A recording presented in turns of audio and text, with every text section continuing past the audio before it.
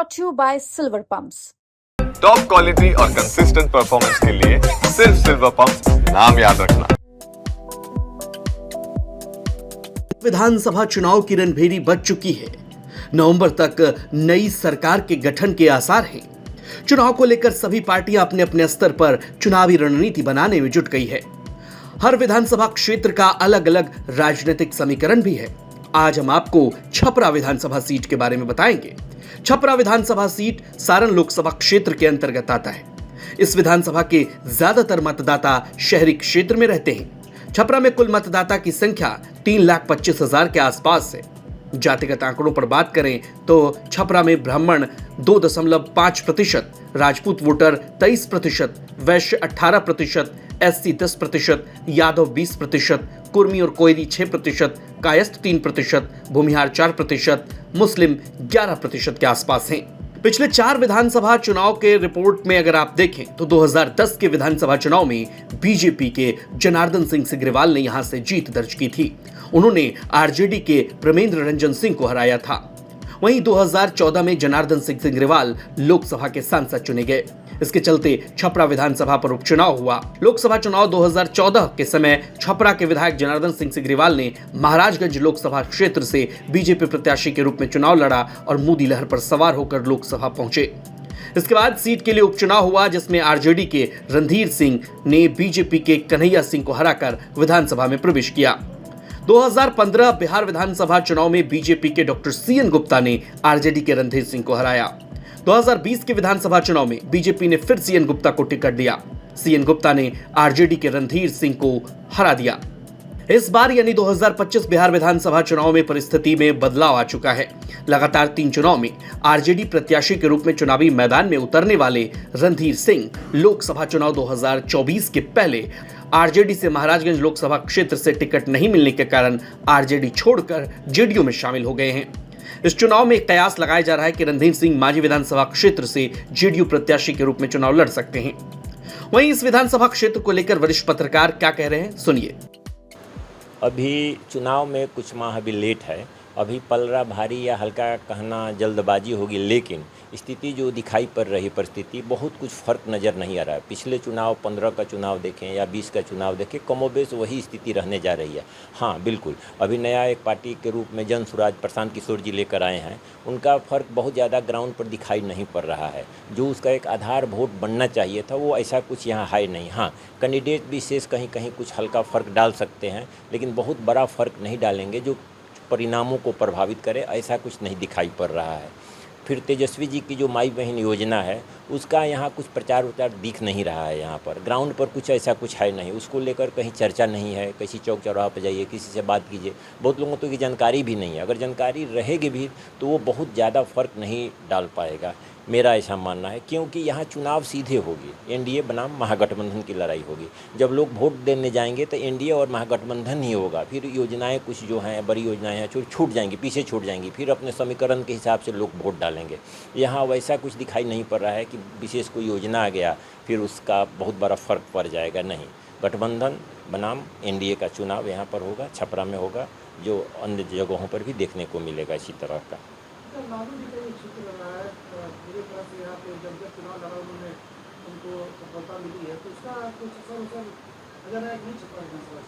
बिल्कुल, छपरा लालू जी के गढ़ के रूप में जाना जाता था पूरे देश में। लालू जी यहाँ से रेल मंत्री बने, सांसद बने, तो उनका सबसे पहले संसद बनने का रिकॉर्ड यहीं से 77 में चुनाव लड़े। यहाँ पर सांसद पहली बार छपरा से ही बने, निश्चित रूप से। विधायक भी सोनपुर से बने, पहली बार लालू जी बने। लेकिन अब वो ऐसा नहीं रहा, बहुत चीज़ें बदल गई हैं। सामाजिक रूप से, राजनीतिक तौर पर व्यवस्था बदली हुई हैं, समीकरण बदले हुए हैं। सामाजिक जो दायरा है, सामाजिक परिवर्तन इसको कह सकते हैं, राजनीति में भी परिवर्तन हुआ है। और वो बात पहले वाली नहीं रही, क्योंकि जो उनका आधार होता था मजबूत, वो तो बेशक है। जो उनका माई समीकरण होता था तो वो है, लेकिन अन्य जो जातियाँ थी, गैर यादव ओबीसी जातियाँ, वो उनसे छिटक चुकी हैं। कारण चाहे जो हो, और उसका लाभ, सीधा लाभ एनडीए को कहें या बीजेपी को कहें, मिल रहा है। नीतीश जी के आने के बाद, नीतीश जी का जब उभार हुआ, जब वो आगे आए, तो फिर लालू जी कमज़ोर हुए। जैसे जैसे नीतीश जी मजबूत हुए, लालू जी कमज़ोर हुए। क्यों कमज़ोर हुए? क्योंकि नीतीश जी का जो आधार बना वो कहीं ना कहीं लालू जी से छिटक कर ही वहाँ जुड़ा,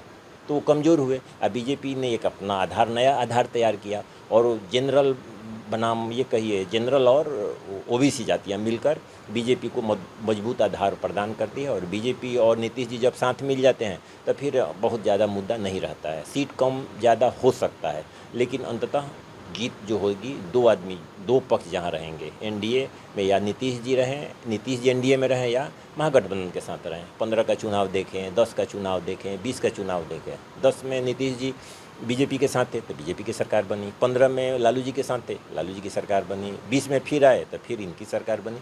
जहाँ रहेंगे, आज नीतीश जी बहुत बड़ा फैक्टर हैं, जिधर जाएंगे उधर सरकार बनेगी। नीतीश जी के स्वास्थ्य को लेकर तरह तरह की चर्चा होती है, लेकिन ये चर्चा है, इसका राजनीतिक बहुत ज़्यादा फर्क नहीं पड़ने वाला है। नीतीश जी आज भी पहले की तरह मजबूत हैं, थोड़ा बहुत कम ज़्यादा लोकप्रियता हो सकती है, 20 साल से सत्ता में है, मुख्यमंत्री के रूप में है, तो इसमें थोड़ा बहुत हो सकता है, लेकिन ऐसा नहीं है कि सरकार बन जाएगी बिना नीतीश जी के, ऐसा नहीं होगा।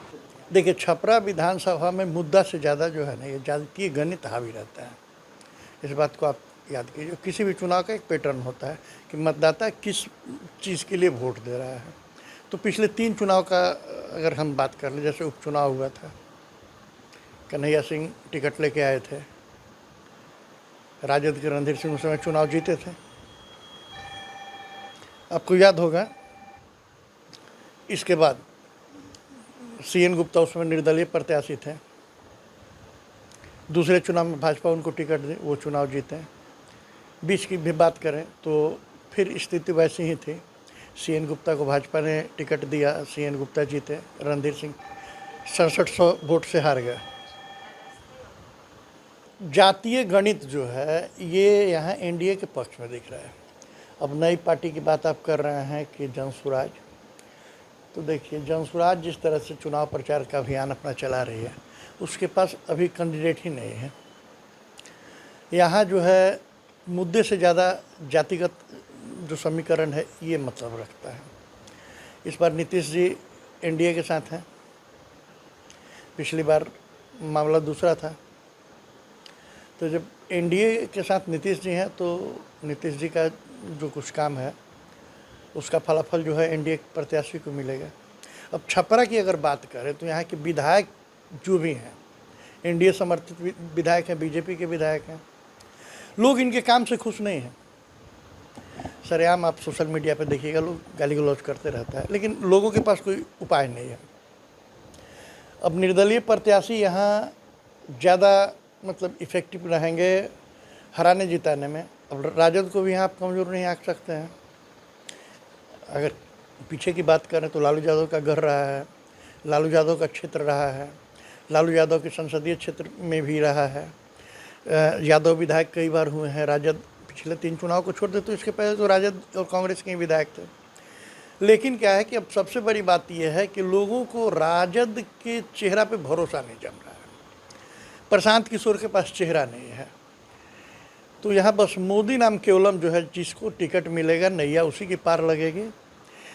हालांकि कुछ निर्दलीय अच्छे प्रत्याशी हैं इस प्रत्याशा में कि हमको टिकट पार्टी अगर देती है तो पार्टी के बेहतरी के लिए तो ये होगा कि पार्टी को सोच समझ कर टिकट देना चाहिए। लेकिन पार्टी भी ये सोचती है कि हम तो जिसको दे देंगे टिकट वही जीतेगा। एनडीए यहाँ मजबूत दिखता है, कोई दूर दूर तक कुछ है ही नहीं।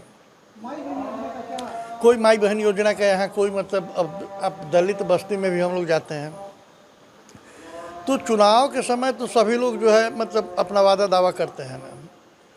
दिल्ली में भी तो केजरीवाल दे रहे थे, अब हो सकता है कि अब एनडीए उससे ज़्यादा घोषणा कर दे, क्योंकि अब तो लिलीपॉप बांटने का एक तरह से पार्टियों का सिलसिला चला हुआ है। इसलिए ये सब योजनाएं चुनाव के पूर्व जो घोषणा होती है, इसका हमको नहीं लगता है कि कोई मतलब ज़मीनी स्तर पे पड़ता है। बस जातीय समीकरण को जो जितना बढ़िया से साध लेगा उसी का खिलाफ होता है। यहाँ तो हम आपको बता रहे हैं कि यहाँ की जो स्थिति है, जिस तरह से पिछले 3 चुनाव का ट्रेंड देखा गया है, तो जातिगत हिसाब में जो है एनडीए जो है यहाँ भारी पड़ेगा। बहरहाल छपरा विधानसभा सीट को लेकर आप क्या सोचते हैं, क्योंकि ये काफी हॉट सीट है। छपरा विधानसभा क्षेत्र में कई समस्याएं भी हैं, इसको लेकर जनता के मन में क्या है, इस पर भी अपनी प्रतिक्रिया हमें जरूर दीजिए। छपरा से आलोक जायसवाल की रिपोर्ट आप देख रहे थे। तमाम खबरों के लिए देखते रहिए बिहार तक।